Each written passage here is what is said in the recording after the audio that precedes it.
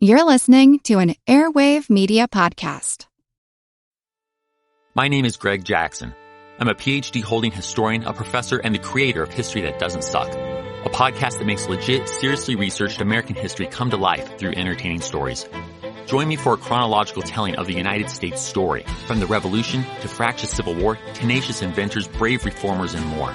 With more than 100 episodes, you can already binge listen your way from 1776 to the early 20th century. Listen to History That Doesn't Suck on Spotify. This episode of the podcast contains explicit language.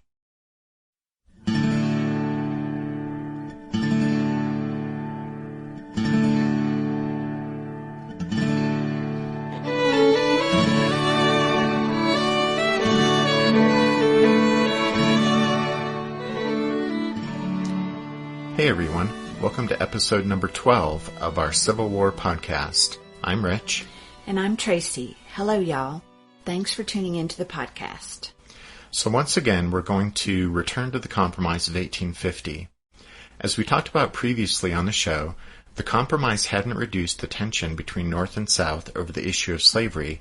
In fact, part of the Compromise, the new fugitive slave law, only served to ramp up that tension considerably. The enhanced fugitive slave law and its high-handed enforcement by the federal government in the 1850s roused the ire of Northerners. The controversial captures of runaway slaves, combined with the sensational impact of Harriet Beecher Stowe's novel Uncle Tom's Cabin, fueled anti-slavery sentiment in the North. And it's worth pointing out again that the law was an affront to states' rights, especially the personal liberty laws of several northern states. The operation of the fugitive slave law trampled on the rights and sovereignty of free northern states to the benefit of slave owners.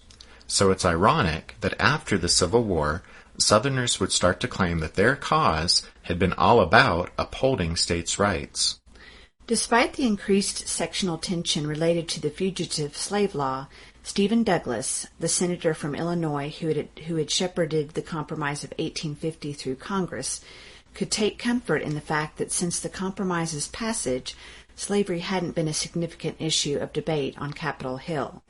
But that changed in 1854.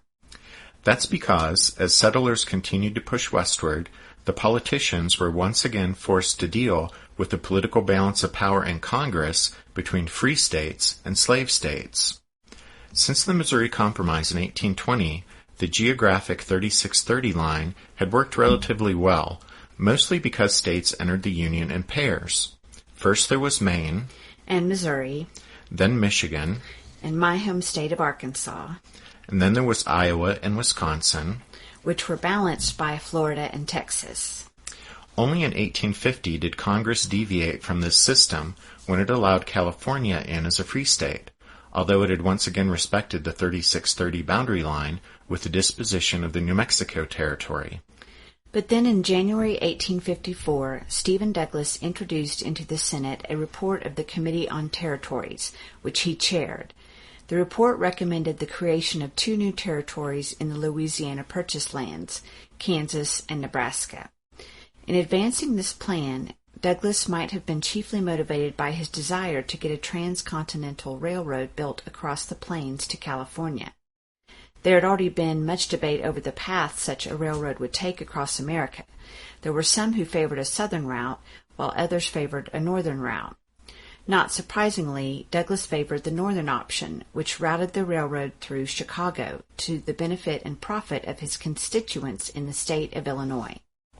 To get the Transcontinental Railroad built where he wanted it, Senator Douglas needed to push through a plan that would set up territorial governments in the remaining unorganized lands of the Louisiana Purchase. The snag was that Southern congressional delegations would oppose Douglas's plan since 1, it meant they would lose out on the southern route for the railroad, and 2, formally organizing those lands into territories would mean the first step toward the addition of new free states to the Union, since the lands in question were north of the 3630 Missouri Compromise line and thus closed to slavery. But Douglas himself had no moral or other qualms about slavery or its extension, So in order to push through his plan through Congress, he was more than willing to fudge the 34-year-old Missouri Compromise line if it meant he could grab the political prize of a northern route for the Transcontinental Railroad. Douglas matter-of-factly stated, "I deal with slavery as a political question involving questions of public policy." To get enough Southern votes for this plan, Douglas was willing to do away with the Missouri Compromise line and allow the people who lived in the Nebraska and Kansas territories to decide for themselves whether their state would allow slavery or not. This idea, which we've talked about before, was called popular sovereignty. Even though his plan would do away with the 3630 boundary line, Douglas, by separating the unorganized lands into two separate territories, Nebraska and Kansas, was clearly still hoping that the precedent of the Missouri Compromise would still be followed. That is, that one of these new territories would be slave, the other free. Nevertheless, Douglas predicted that his plan would still create a political storm in the North. Well, he was right. In fact, the outrage in the North over the Kansas-Nebraska Act would give birth to a new political party, the Republican Party. But more about that a bit later. Senator Douglas's bill organizing the two territories passed the Senate on a vote of 37 to 14 and the House of Representatives by a vote of 113 to 100, and then it was signed into law by President Franklin Pierce. Once the bill was passed, it very quickly became obvious that Kansas, directly west of the slave state of Missouri, was going to be ground zero in a political battle between North and South, between slave states and free states. That's because each side was grimly determined that their supporters would be the ones to shape Kansas's position on slavery.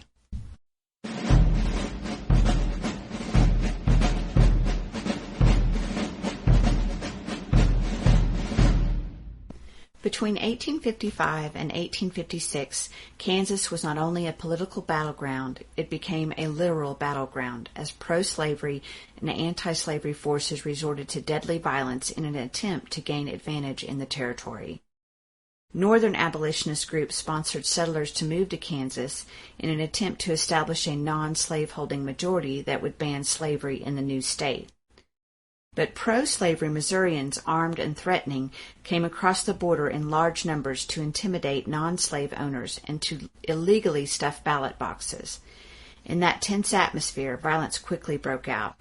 Pro-slavery and anti-slavery forces formed militias and used open force in what was shaping up to be an actual battle over the territory. The first elections in Kansas in 1855 favored the pro-slavery position, but the results were obviously fraudulent since thousands of Missouri border ruffians had flocked across the border on Election Day and, besides threatening anti-slavery voters with beatings and whippings, the Missourians cast so many fraudulent ballots that the pro-slavery vote was several times larger than the entire number of eligible voters in the territory. Despite widespread outrage in the North at the pro-slavery victory in Kansas and the fraudulent means by which it was achieved, the administration of President Pierce certified the results and officially recognized the new pro-slavery government of Kansas, with its capital at Lecompton. The pro-slavery legislature in Lecompton proceeded to enact a territorial slave code so severe that anyone who expressed disagreement with slavery was guilty of a felony, punishable by 2 years hard labor. Aiding a fugitive slave brought 10 years imprisonment. Inciting slaves to rebel was punishable by death. But anti-slavery settlers in Kansas refused to accept the results of the election or the Pierce administration's craven recognition of the fraudulent results, so they conducted their own unauthorized revote. These settlers, along with a significant number of Kansans who cared nothing for slavery one way or another, but who disliked being intimidated and threatened by the Missouri border ruffians, they elected a rival anti-slavery government with a large majority of the territory's legal voters. The Free State capital was situated at the town of Lawrence. So, as a result of this extraordinary chain of events, Kansas now had two rival governments, each claiming to be the lawful government of the territory. In this toxic, volatile atmosphere, the violence between the two groups escalated, and as a mini-civil war raged, newspapers around the country dubbed the embattled territory Bleeding Kansas. To help anti-slavery settlers counter the violence of the pro-slavery settlers and the Missouri Border Ruffians, New England abolitionists shipped boxes of rifles to Kansas. The rifles were named Beecher's Bibles, after Henry Ward Beecher, the abolitionist preacher and brother of Harriet Beecher Stowe, had remarked that a rifle might prove to be a more powerful agent of morality in Kansas than a Bible. On May 21, 1856, a pro-slavery force numbering some 800 men raided the town of Lawrence, the Free State capital of Kansas. The Kansans and Missourians rode into Lawrence under two flags. One was a blood-red flag emblazoned with the words Southern Rights, and the other was the American flag. As the pro-slavery forces had prepared for the raid, David Atchison, a former U.S. Senator from Missouri, told the hyped-up hooligans encamped outside Lawrence, quote, "Draw your revolvers and bowie knives, and cool them in the heart's blood of all those damned dogs that dare defend that damn breathing hole of hell." Atchison then told the cheering men, quote, "Never to slacken or stop until every spark of free state, free speech, free niggers, or free in any shape is quenched out of Kansas." End quote. But the citizens of Lawrence wisely decided not to resist. So rather than cooling their weapons in anyone's heart's blood, the pro-slavery ruffians contented themselves with destroying 2 newspaper offices and burning and looting homes and shops. Before departing, they actually used a cannon to bombard the Free State Hotel. Meanwhile, in Washington, D.C., on May 22nd, the Senate chamber also became a combat zone as South Carolina Congressman Preston S. Brooks used a heavy cane to viciously attack Massachusetts Senator Charles Sumner. A few days before, Sumner had made his Crime Against Kansas speech in which he was sharply critical on a personal level of Brooks's cousin, Senator Andrew P. Butler. When Brooks entered the Senate chamber on May 22nd and attacked Sumner, it was to avenge the insults that Sumner had leveled at Butler. This was an important event, so we'll talk more about the caning of Senator Sumner in next week's episode. History never says goodbye. It just says, see you later. Edward Galeano was right when he said that. Events keep happening over and over again in some form. And that's the reason I produce the podcast, My History Can Beat Up Your Politics. What is it? We take stories of history and apply them to the events of today to help you, perhaps, understand them better. We are also part of Airwave Media Network. I've been doing the program since 2006. That's a long time, and the show has a long name. My History Can Beat Up Your Politics. Find me wherever you get podcasts.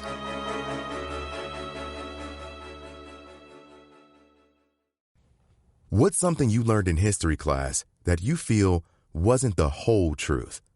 Better yet, what's something you didn't learn at all that was omitted completely? That's what I'd like to call redacted history. I believe that all history, no matter how good or bad, needs to be told. There are wars, massacres, battles, and entire historical events that are just not in our school's history books. Have you ever heard of Mary Bowser? I didn't think so. My name is Andre White, the host of the Redacted History Podcast, the place where history's forgotten events, heroes, and villains get their story told, one episode at a time. So come huddle around the campfire with me and get ready to hear the stories that you were robbed of. And get comfortable. We're going to be here a while. The Redacted History Podcast. Real history never dies. Stream the Redacted History Podcast on Apple Podcasts, Spotify, or wherever else you get your podcasts.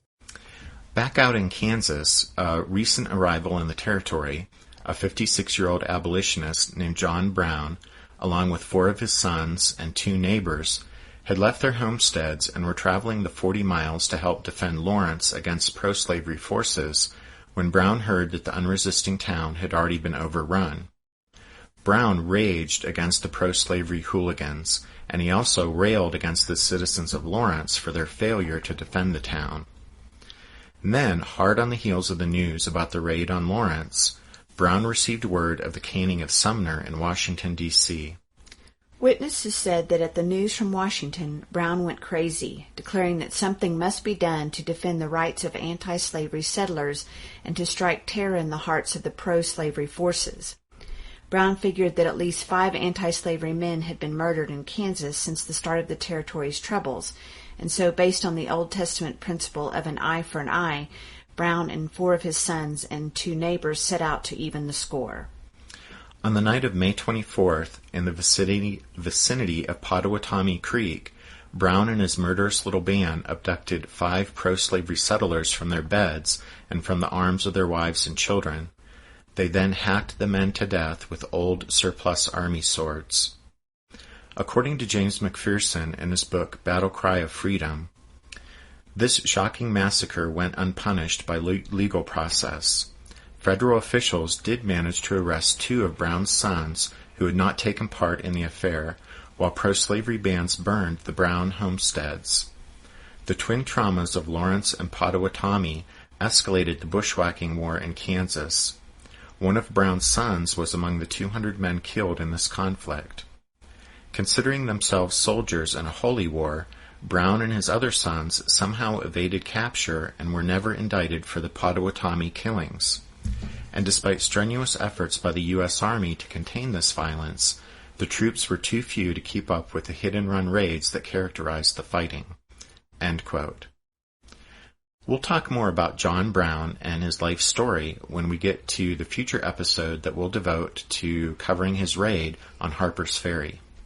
We'll also return briefly to Bleeding Kansas during the Buchanan administration, but for now we'll let you know that while the Army troops in the territory did manage to restore some degree of order, there were still additional deaths as the low-intensity conflict between pro- and anti-slavery forces continued to smolder year after year. In fact, Kansas remained an unresolved issue right up until the eve of the war, when the troubled territory was finally admitted to the Union as a free state. By the time that happened in January 1861, hardly anyone back east noticed, since by then the nation was teetering on the brink of civil war.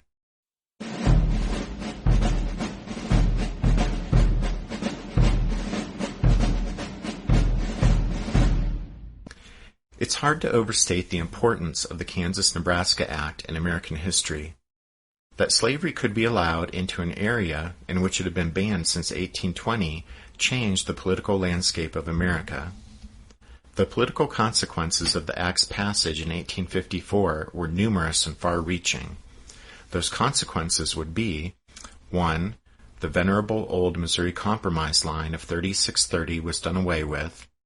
2. Much of the Compromise of 1850 also went out the window. 3. The Democratic Party was split along sectional lines. 4. The Whig Party collapsed and faded away into history. And 5, last but not least, an all-new, all-Northern, anti-slavery political party was created, the Republican Party. We want to devote the rest of the episode to looking at the changing political landscape in America during the 1850s. We want everyone to understand how the rise of the Republican Party happened, but please know that within the scope of the podcast, we really can't do much more than scratch the surface of this topic, so please feel free to explore it more on your own. Much of the changes in the political landscape that we're referring to happened between 1854 and 1858. Up until that time, for over a decade, 2 political parties, the Whigs and the Democrats, had dominated American politics. Up until 1850, the Whigs and the Democrats maintained balanced constituencies in both the North and South. But the widening political gap between Northern and Southern interests, a gap which was split open still further by the Compromise of 1850, created such dissension within the 2 parties that neither could maintain its respective coalitions between Northerners and Southerners. Essentially what happened, and things had been moving this way for decades, but essentially what happened in the 1850s is that the issue of slavery finally split American politics along sectional rather than along party lines. After the Compromise of 1850, the Whig Party, which had always been a loose coalition of interest groups, had finally all but disintegrated as a result of the tensions placed on party unity between Southern Whigs, who said they were steadfast supporters of slavery and its extension, and Northern Whigs, who claimed they were stalwart opponents of slavery and its extension. With the final collapse of the Whigs in 1855, almost half of the American electorate was left searching for a new political home. And then the passage of the Kansas-Nebraska Act took a substantial toll on the Democratic Party. Northern Democrats paid a heavy political price for their support of Stephen Douglas's Kansas-Nebraska bill. Douglas, by the way, was a Democrat. The Democratic Party became almost a purely Southern party after the Northern Democrats, who had supported the measure in the House and Senate and provided the margin of victory to ensure its passage. Those Northern Democrats, by and large, were soundly defeated in the next round of elections as outraged Northern voters turned to other parties more in line with their anti-slavery sentiments. One such party that attracted disaffected Northern Democratic voters was the Free Soil Party. We mentioned the Free Soilers briefly back in episode 8 of the podcast. If you'll recall, we said the Free Soilers supported the Wilmot Proviso, which would ban the extension of slavery into new territories. They attracted dissatisfied Democrats, anti-slavery Whigs, and others interested in limiting the expansion of slavery so that whites could be free to work those new lands without having to compete with slave labor. In other words, for many Free Soilers, free soil was intended for whites only. The party's motto was free soil, free labor, free men. Another party was the Know-Nothings, or the American Party. The short but spectacular rise of the Know-Nothings was a reaction to the millions of immigrants pouring into the United States in the 1840s and 1850s. Anti-foreign and anti-Catholic groups, as well as some secret societies, were behind the rise of the Know-Nothings. And they were called the Know-Nothings because if someone asked about the organization's activities or membership, they were supposed to respond, "I know nothing." Right. The Know-Nothings peaked in 1855, claiming 1 million members. By the next year, they were gone. But before their demise, the Know-Nothings drew support from Whigs in both the North and South, and it was this desertion that led to the Whig Party's final collapse in 1855. And that brings us to the Republican Party. Born in the Midwest, the Republican Party was formed in 1854 as a direct response to Northern outrage over the Kansas-Nebraska Act. The new party was a coalition that included former Whigs, anti-slavery Democrats, Free Soilers, and Know-Nothings. The Republicans would be a purely sectional party, drawing its members from Northerners and from border state residents opposed to slavery. The Republicans would support policies that favored business, high tariffs, and internal improvements, but the cornerstone of their platform would be their opposition to the extension of slavery into any of the new territories. Although they opposed slavery and considered it a hindrance to the growth of the national economy, most Republicans believed the federal government had no power to touch slavery in the states where it already existed. It's important to remember that most Republicans in the 1850s were neither abolitionists nor advocates of black equality, although quite a few Republican activists and leaders were in fact intensely opposed to slavery and supported racial equality.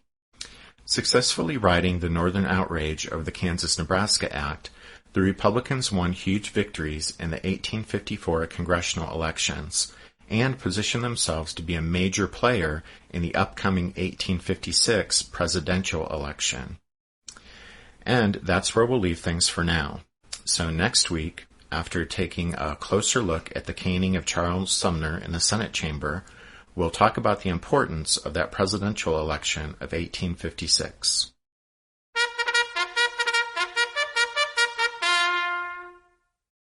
That means it's time for this episode's book recommendation. Our recommendation this time is Bleeding Kansas, Contested Liberty in the Civil War Era by Nicole Etchison. And this book is really a must-read for anyone wanting to understand the chaotic situation in Kansas in the period before the Civil War. Etchison does a great job of focusing on the consequences of opening up the territory to popular sovereignty, as far as the white settlers' ensuing struggle for their political liberties. And then she skillfully weaves in the issue of slavery and slavery's moral and economic dimensions. So that's Bleeding Kansas by Nicole Etchison.